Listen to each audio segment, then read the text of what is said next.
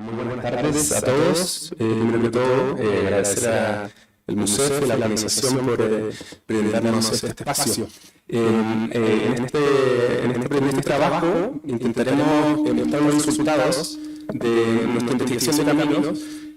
que busca de alguna manera responder a estas preguntas sobre la larga historia del uso y cómo se va formando a lo largo del tiempo una especie de superposición. Hay un acople. Ahí está. Ahí sí. Cómo se van formando estos palimpsestos viales que básicamente se traduce en la superposición de una larga historia de caminos y de improntas de movimiento. Siguiente. Entonces, la estructura de esta presentación tiene 5 momentos, digamos, que vamos a primero presentar la definición y problematización del concepto palimpsesto vial, que es una manera que estamos desarrollando para poder entender el estudio diacrónico de estos sistemas de caminos que tienen, como les comentaba, una larga data. Luego situar el caso de estudio en el Altiplano del Lauca. Algo que es muy importante y es como el fuerte de esta presentación es como el desarrollo de una propuesta metodológica para poder responder esta difícil pregunta de la cronología y la antigüedad de los caminos y de los sistemas de movimiento, y luego los resultados divididos en 2 secciones. Por un lado, tratar de describir o comprender la diversidad de sistemas de movimiento que están involucrados en la formación de este palimpsesto, y por otro lado, lo que hemos denominado esta aproximación de historia regresiva, que en el fondo busca develar las distintas capas temporales que son un tema como la gran pregunta al momento de trabajar caminos en cualquier parte, en cualquier territorio, digamos, en los Andes o fuera. ¿Digo? Bueno, como les comentaba, el palimpsesto vial básicamente es esta acumulación histórica de improntas de movimiento. Los caminos, en general, tienen una característica intrínseca en cualquier espacio, y es que los humanos tendemos a utilizar los caminos preexistentes, porque la manera de concebir el movimiento a lo largo de un territorio, en nuestra mente siempre va a tratar de buscar el camino de menor coste, va a tratar de circular por los lugares más propicios, y de esa forma siempre estos caminos van a tender a tener una larga profundidad temporal. Y van a componer palimpsestos o la superposición de redes, conformando conjuntos sumamente heterogéneos que es difícil aprender desde el punto de vista arqueológico, y que es un poco lo que se está discutiendo respecto a las líneas, callejones, vías, senderos y una nomenclatura muy amplia que está en la bibliografía. Las hipótesis que tenemos para la definición de este palimpsesto es que lo entendemos como, por un lado, como la imbricación o la combinación de múltiples escalas de movimiento, que son el resultado de distintos sistemas de movimiento que están interactuando. Y la configuración de estas distintas escalas y estos distintos sistemas de movimiento tienen un doble componente. Por un lado, se relacionan con la geografía física, por ende con las formas del territorio, con las formas del relieve, y por otro lado con las pautas culturales, es decir, con las distintas prácticas que los grupos establecen, entendiendo que hay que pensar el movimiento no solamente como el resultado de prácticas económicas, sino como múltiples prácticas y múltiples necesidades que se resuelven desplazándose a lo largo del espacio. Y una segunda hipótesis derivada de lo anterior es que estos sistemas y esta imbricación tiene una profunda capa temporal como resultado de dinámicas diacrónicas. A lo largo de estas dinámicas diacrónicas reconocemos 2 tipos de sistemas de movimiento o de formas de desplazamiento a lo largo del espacio convergentes. Por un lado, hay dinámicas históricas que denominamos descendentes y que se desprenden de procesos históricos de escala más general, que en el caso del Lauca corresponde a la superposición de 3 sistemas estatales o imperiales sucesivos a lo largo del tiempo, que corresponden al Imperio Incaico con su infraestructura de caminos en el altiplano de Caranga, luego el sistema español con el Imperio Incaico y todo lo que hemos escuchado recientemente del Camino de Potosí, y por supuesto, todas las coyunturas republicanas asociadas con la imposición de una frontera que de alguna manera modifican estas prácticas de movilidad. Y en paralelo, lo que hemos denominado dinámica ascendente da cuenta de las prácticas de las propias comunidades locales que están permeando desde abajo hacia arriba a estos distintos sistemas político-económicos que de alguna manera buscan ordenar el territorio y sus prácticas económicas, sociales y políticas. En este sentido, el problema de investigación busca explicar cómo el proceso de formación de este palimpsesto vial con la finalidad de producir un conocimiento sobre la historia de la movilidad en esta región. Siguiente. Entonces, en nuestro caso de estudio es el altiplano del Lauca,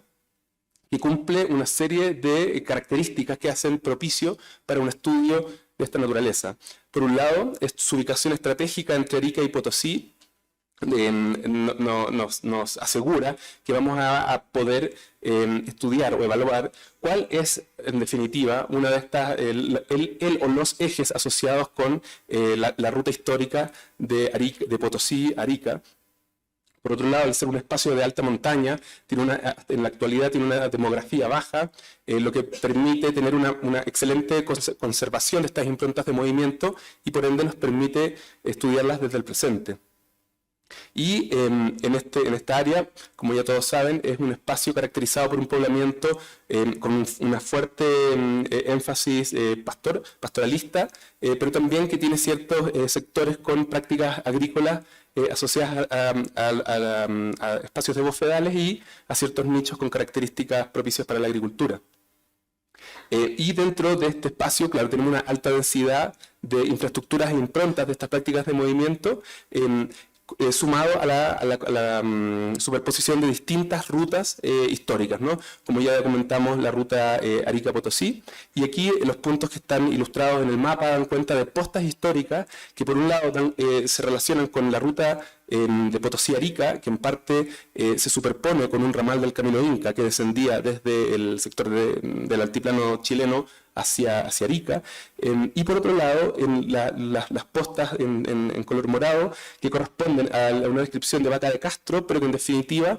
corresponde al trazado del antiguo Camino Inca de Urcosuyo.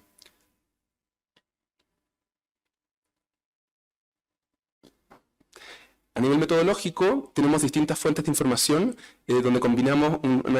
por un lado, la fotointerpretación de imágenes satelitales para poder tener la mayor cobertura posible de estas improntas de movimiento, sumado con el trabajo que acabamos de presentar, que vamos a tratar de no repetir y ser lo más breve posible, donde hay cartografías republicanas que tienen el carácter de topográfica, es decir, que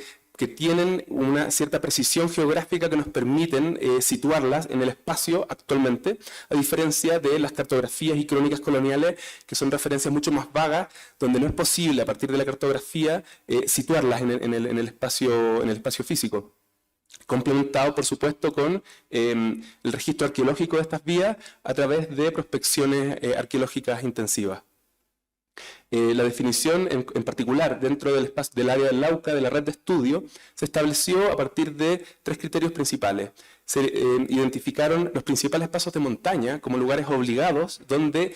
sí o sí íbamos a tener la mayor probabilidad de hallazgo de caminos antiguos, es decir, de eventuales improntas asociadas a los movimientos coloniales republicanos y por supuesto prehispánicos, que son las que están asociadas a las apachetas representadas en triángulo. Por otro lado,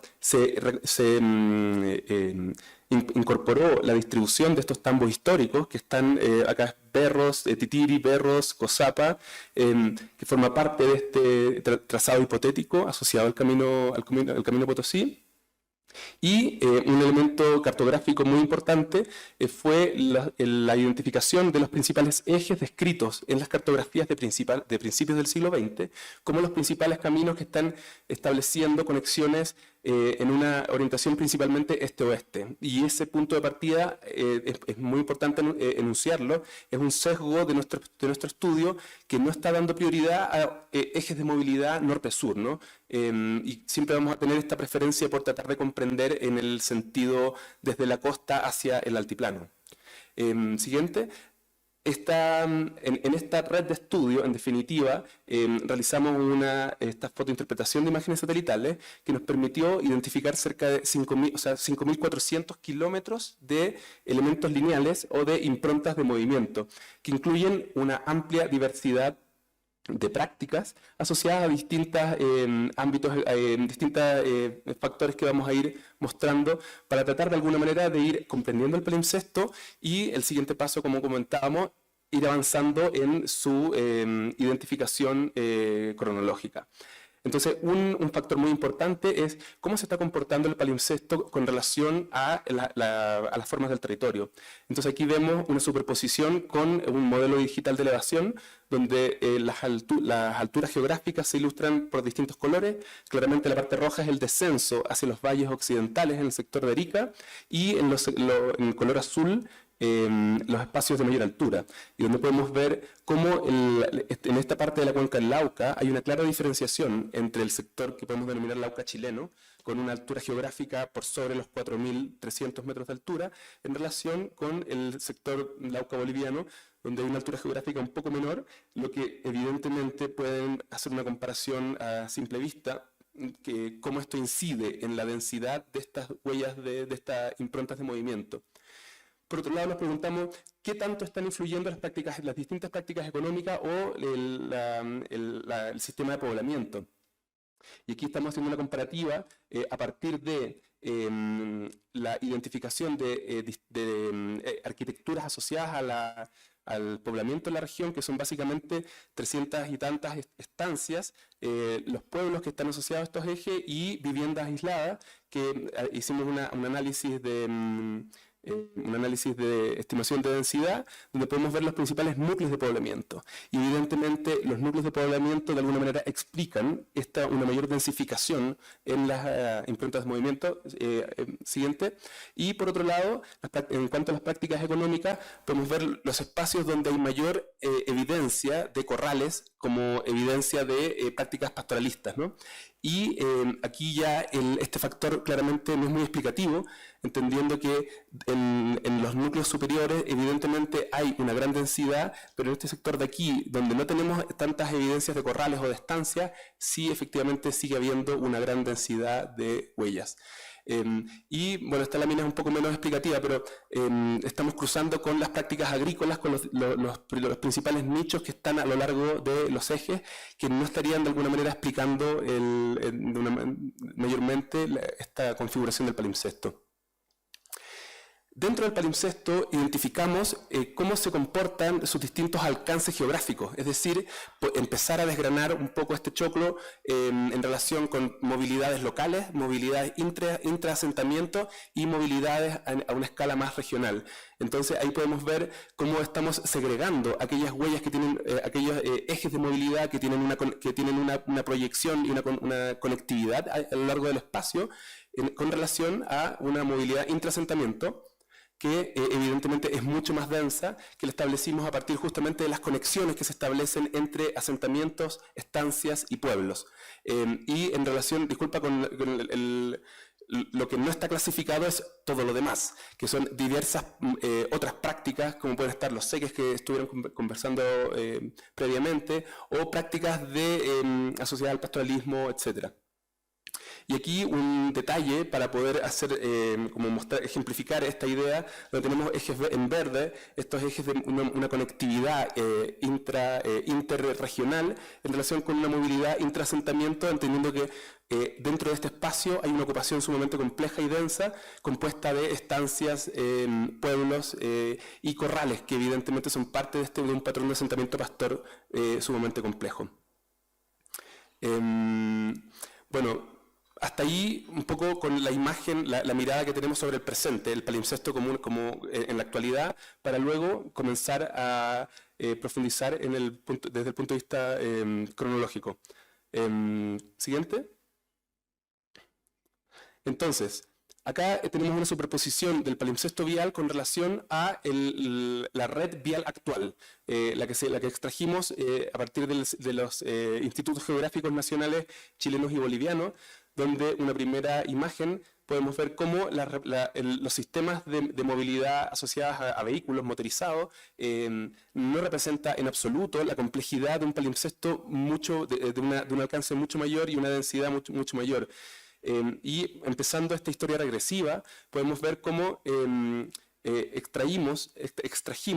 a partir de la red del presente los ejes que estaban representados a principios del siglo XX, que están representados acá en color rosa y azul, que dan cuenta de estos antiguos ejes de movilidad representados en 1910, donde prácticamente no existían caminos motorizados y por ende son reflejo de caminos de una larga antigüedad. Y por otro lado, otros caminos que están representados en color blanco, que ya a principios en la actualidad o a mediados del siglo XX ya dejan de representarse, que en el fondo es lo que se comentaba de cómo algunos caminos empiezan a quedar abandonados, que formaban parte de la red vial identificada a principios del siglo XX y que a mediados del siglo XX ya empiezan a desaparecer de estas cartografías. Esto es un poco similar a lo que, un extracto de la presentación de Florencia, donde justamente, como conversábamos, se hizo esta superposición de mapas históricos para poder identificar elementos que puedan representar cómo se fue evolucionando estos sistemas de movilidad a lo largo del tiempo con relación a los distintos tambos asociados a las crónicas de Lizárraga, si no me equivoco, y Vaca de Castro. Siguiente. Esto es el trabajo que hicieron, donde se representa a partir, claro, acá se representa, siguiente, perdón. Sí, acá se hace un juego de información donde podemos ver cómo en ciertas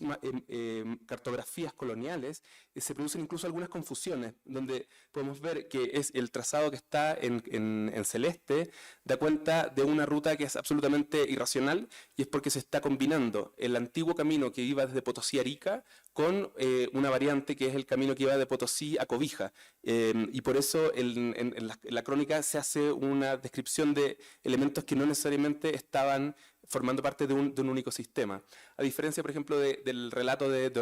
que es de Orbigny, ¿sí? Donde se representa con mucha claridad cómo en a principios del siglo XIX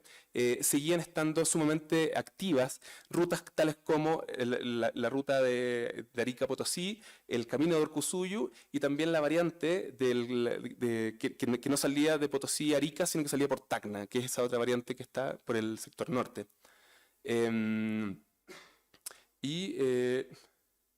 No, yo creo que bueno, y esta es la sumatoria del análisis de los mapas y las cartografías donde se hizo esta jerarquización de aquellos puntos que estaban mencionados de una manera más recurrente, al mismo tiempo que las líneas, donde su grosor, que no es tan claro en esta escala, representa aquellas secciones de camino que aparecían de manera más recurrentemente representadas, pero en definitiva este análisis cartográfico no entregó un resultado tan elocuente como se esperaba, que de alguna manera reflejara cuál era la ruta específica asociada al camino de Arica a Potosí. Entonces, sí, ¿no? ¿Dos minutos? Bueno, en cuanto a la prospección arqueológica, se recorrieron cerca de 200 kilómetros. Siguiente. Donde el principal objetivo era identificar arquitecturas, caracterizar la calzada y la distribución de materiales diagnósticos que nos permitieran tener anclajes cronológicos para poder asignarle una profundidad temporal a estos caminos. Siguiente. Ahí está el mapa de los caminos regionales que nosotros identificamos como objetivos para el proyecto, y en rojo son aquellas secciones que fueron prospectadas que suman 200 kilómetros lineales. Siguiente. A lo largo de esta prospección encontramos cerca, no recuerdo, pero como 7.000 puntos, 7.000 imágenes, fotografías que nos permiten dar un ancla cronológica a estos ejes, los que dividimos en tres láminas para hacer una breve síntesis. Siguiente. Siguiendo con la idea de ir desde lo más reciente a lo más antiguo, ahí se ve la distribución de materiales de data colonial, que principalmente son botijas, estas vasijas asociadas al tráfico de vino, aceite y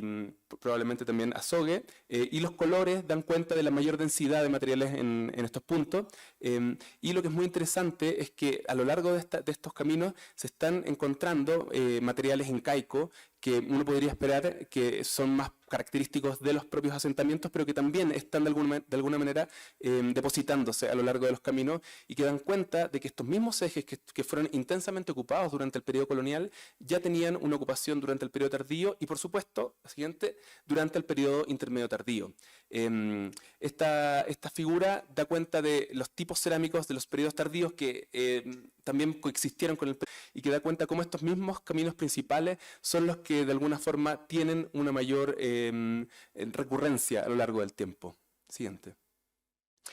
Como parte de la caracterización de las calzadas, la principal conclusión es que lo que predomina en este espacio son caminos no construidos, en el sentido de que son huellas despejadas, que probablemente, como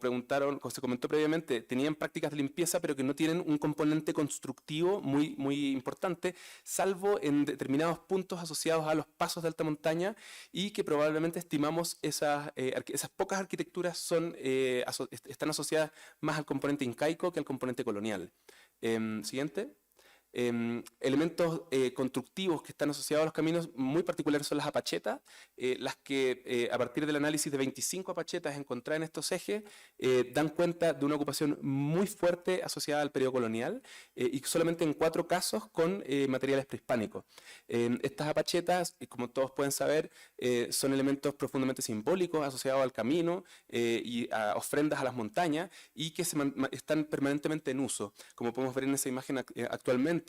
Como estamos justamente en un espacio transfronterizo, hay una intensa actividad de caminantes que están manteniendo activas estas huellas probablemente asociadas a prácticas de contrabando. Y podemos ver ahí justamente elementos asociados a estas paguas. Estas arquitecturas para el descanso o pascanas o jaras encontramos cerca de 50 y tantas, no recuerdo en este momento el número, y están intensamente asociadas a materiales prehispánicos. No obstante, hayan seguido siendo ocupadas, modificadas y reconstruidas a lo largo del tiempo, como en este caso que es una pascana con un uso algunos días antes de que nosotros pasáramos con con paja metida en los intersticios para poder pernoctar, probablemente de los mismos caminantes que están ofrendando a las apachetas en la actualidad. Y evidentemente los sistemas de tambo, que los van a presentar en la presentación que viene a continuación, son grandes paradas que están asociadas a esto, las paradas principales que están asociadas a estos caminos, que tienen un componente prehispánico muy claro, pero también hay en algunos casos que estarían estableciéndose a partir del periodo colonial. Y bueno, en resumen, esta mirada palimpséstica que buscamos desarrollar una historia regresiva nos permitió identificar distintas modalidades de tránsito implicadas en este palimpsesto que son el resultado de una formación histórica. Creemos que es exitoso el cruce de estas 3 fuentes de información de prospección arqueológica, fotointerpretación y las cartografías para poder reconstruir y empezar a develar la compleja historia, el complejo componente cronológico de estos elementos. Y claro, a lo largo del palimpsesto podemos ver la complejidad y heterogeneidad de estas vías. Y lo que nos parece muy destacable es que esta mirada multiescalar nos permite desarrollar una perspectiva regional al estudio de caminos que no es muy característica, ya que muchas de las arqueologías de caminos se enfocan en itinerarios específicos y que te impiden comprender la movilidad como un fenómeno regional y desde el punto de vista que estamos utilizando nosotros tenemos una mirada más inductiva, ¿no? Donde no establecemos a priori cuál es el camino que queremos estudiar, sino que consultamos al registro arqueológico cuál es el que responde de una manera más adecuada al itinerario que queremos indagar, ¿no? Sea el tema colonial, sea el tema incaico. Y desde una perspectiva histórica identificamos que el camino real de Potosí-Arica no es solamente un camino, sino que son múltiples huellas, múltiples itinerarios que están conectando la costa con el altiplano y que prácticamente no tenía una infraestructura o una construcción de calzada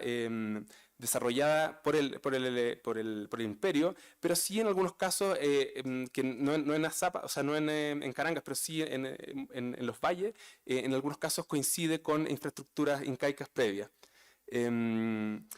Se identificaron estos sistemas de movimiento estatales combinados con los sistemas de movilidad indígena y lo que es muy destacable es la resiliencia de los sistemas de movilidad indígena desde el pasado hasta el presente. Eso sería. Muchas gracias.